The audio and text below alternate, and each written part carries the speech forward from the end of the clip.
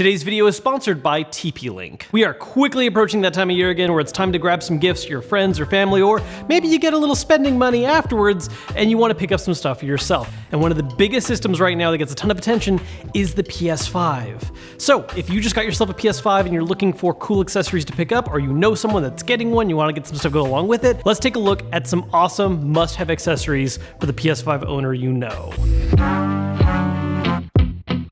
To begin with, I want to take a look at something that's a bit of a necessity, and I don't think a lot of people always put a lot of thought into, but now, especially with the PS5 and some of its enhancements, is more important than ever, and that's the router you're using. One of the unique benefits of the PS5 right now that it has over other systems is that it's the only console right now that makes use of Wi-Fi 6. But if you want to take advantage of that, you need to also have a Wi-Fi 6 router like the Archer GX90 from TP-Link. If you're not sure what this actually means, Wi-Fi 6 is basically the newest standard of wireless connectivity that gives a stronger, more stable, and potentially faster connection than other forms of Wi-Fi. Obviously, part of this comes down to what kind of internet you have at home, but the potential benefits that Wi-Fi 6 offers over Wi-Fi 5 when it comes to gaming on the PS5 is things like faster download speeds, more stable connections for online multiplayer, and better experiences when streaming content, especially if you're hitting those higher resolutions. I think it's also really important to note that while the PS5 can make use of Wi-Fi 6, you don't necessarily have to have every device you own support Wi-Fi 6 to get the benefits out of a Wi-Fi 6 capable router. Because the router itself supports Wi-Fi 6, this has a number of benefits outside of just what kind of speeds it can push. In particular is number of supported devices.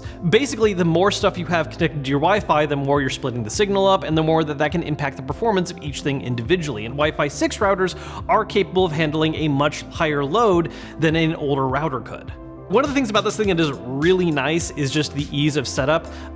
Usually when you set up a router, you have to rely on opening up a browser window and connecting via that way, and you can do that, but TP-Link offers their own dedicated TP-Link Tether app that is honestly really nice. It walks you through the entire setup process of the router, including the physical setup process of what order to plug things in, turning them on, all that good stuff. And once you're done with that physical setup, the app will allow you to connect directly to the router and will guide you through that entire initial setup process to make sure that you have your password set, having the name you want for your Wi-Fi, all that good stuff. What's really handy about this though is that on the Tether app, you can actually mess with the settings on the Archer remotely, including the ability to monitor what kind of activity is currently happening on your Wi-Fi, but more importantly, telling it what kind of activity you want it to prioritize. So let's say you're playing a game online, well, you can tell the app, hey, focus on gaming mode right now. I don't want any other communications to really be prioritized. Make gaming the focus to give you that stable connection you need. You can also do this for streaming modes. You want to make sure that when you're streaming something in 4K that it's going to give you a nice steady signal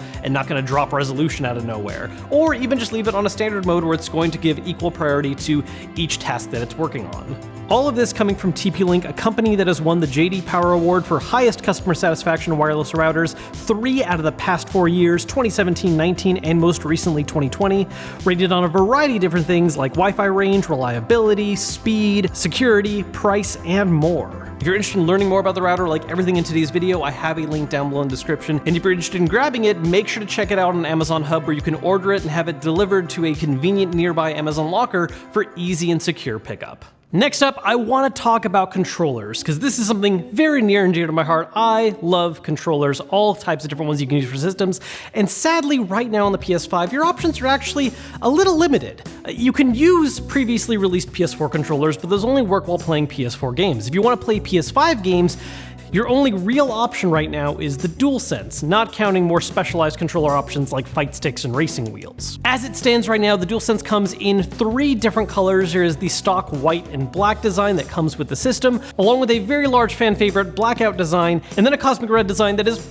probably actually a little closer to being a purple or a berry color option that is a personal favorite of mine. However, just because the DualSense is the only controller officially supported to work with PS5 games doesn't mean that there isn't a way to gain access to Pro Controller style features on the controller with maybe just a little bit of extra work. Something I did a video on earlier this year is a button mod kit. Basically what this is a company called Extreme Rate who makes a variety of different shell replacements for DualSense controllers. You can get different colors, things that aren't official that you might want to see. Made a button expansion that attaches to the back of the DualSense controller. Now, it's not something quite as simple as just plugging it into the back like the DualShock 4 controller had on the PS4, but with some careful and honestly surprisingly not that difficult mod work opening the controller and taking your time, this adds a pair of remappable buttons that are easily within reach of your finger that have a very satisfying button click to them. Once set up, it's very easy to use. You can hold down the remap button and then pick which buttons you want to have mapped to each of those back paddles, and bam, you now have those additional buttons to make use of for certain games, which can be very useful, especially in first-person shooters. If you've ever focused on any FPS title, you know how important it is to keep your thumbs on both sticks as often as possible, and so being able to offload some of the front-facing buttons to back paddles for things like, say, reloading or jumping is very useful. I know this sounds really intimidating to do, but trust me, if you just take your time with it, take it slow, and carefully study the instructions, it's not that bad. Like I mentioned earlier, the same company that makes this back button expansion also just makes different shell swaps and button swaps for DualSense controllers. You can also grab those if you want, but one area that I will get a little extra warning on is if you think about changing the shoulder buttons on those. Because of the adaptive triggers in the DualSense, that's something that's just a little more temperamental about being put back together, and that is something that you're more likely to maybe slightly mess up. And even though it sounds like it would be easier, I'd actually say that disassembling and properly putting back together those shoulders is actually a little harder than adding the back button. Real quick, while we're talking about controllers, one other thing I really recommend taking a look at are charging stands. There is an official one from PlayStation, but there are other third-party ones on the market as well. Because the DualSense relies on a rechargeable battery, it does burn through it a little fast sometimes, and yes, you can plug it in directly to the system to charge up, but that's not always convenient and also just doesn't look great necessarily. If you want to have a really clean-looking setup, charge stands are awesome because they give you a place to put the controller when you're not using it and get it back up to full capacity for the next time you're playing. One of the more functional upgrades that is in really high demand right now for the PS5 is internal SSD expansion for the system.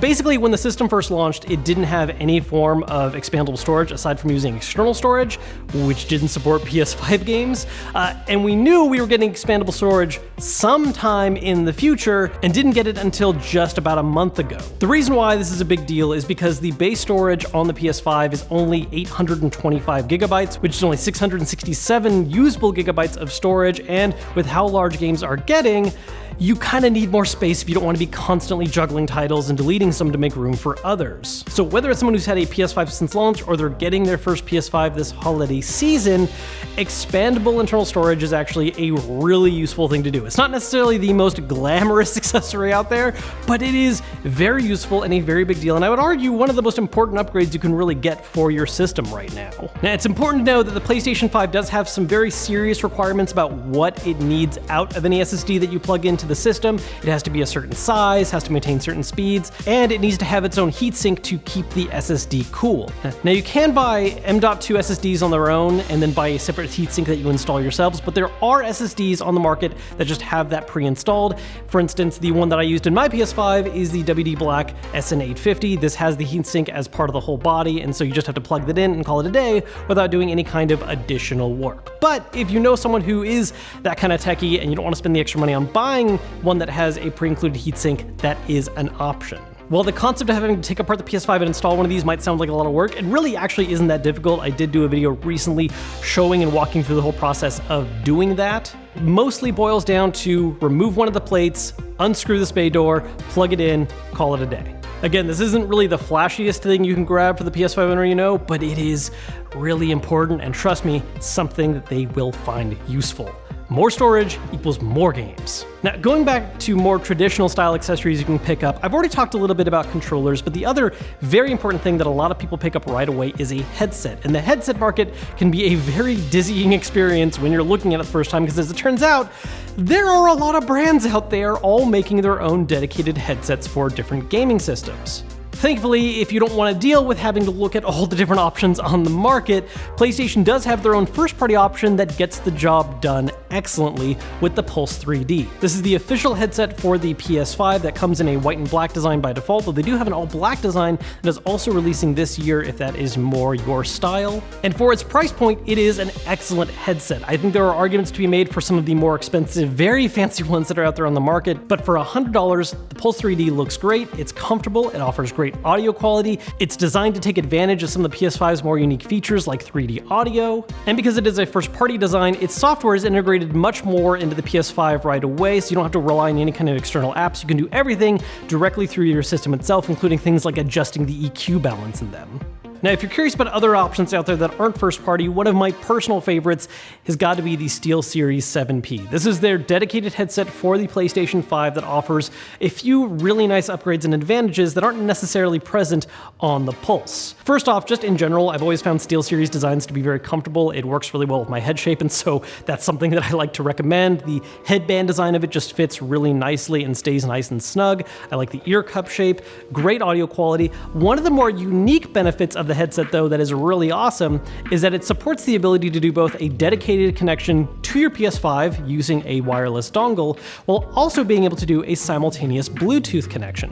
The reason why this is cool and useful is it allows you to do things like make use of third-party communication apps to play with friends if you don't want to use something that's necessarily on system board. So for example, maybe you want to be on a Discord call with friends while playing a multiplayer game online on your PS5, but you can get game audio going into the headset and have the Discord call running through the headset as well via Bluetooth. Not gonna lie, I'm also just a huge fan of how this headset looks. This is the one that I personally use a lot more. I'll use the Pulse 3D every now and then. That's actually the headset I have here at the office, but at home, the Arctis is my main headset. One other thing I want to talk about as a gift option is that it's very easy to get wrapped up in things that are directly related to the system, controllers, headsets, SSD expansion, all that good stuff. But another route to go, if you think someone's already gonna have all that stuff covered and they're on top of it, merch. If you or someone you know is a huge fan of PlayStation just as a brand, there is a lot of official merch out there. I mean, I'm wearing some right now during this video with this jacket that I absolutely love. And there's a lot of officially endorsed product out there that is honestly super cool looking. T-shirts, sweaters, coffee mugs, all kinds of great stuff. I'm gonna link a few different options down below to check out as well. So if you want something that's maybe not just, you know, part of the system itself, but just gives them a little way to celebrate their love for it, that's a great choice. Everything I've talked about in today's video is linked down below, so if you're interested in grabbing any of that, make sure to give it a look. If you enjoyed this video and found it useful, please make sure to like it and subscribe if you haven't yet. I'd like to thank TP-Link again for sponsoring today's video, and I will see you guys later.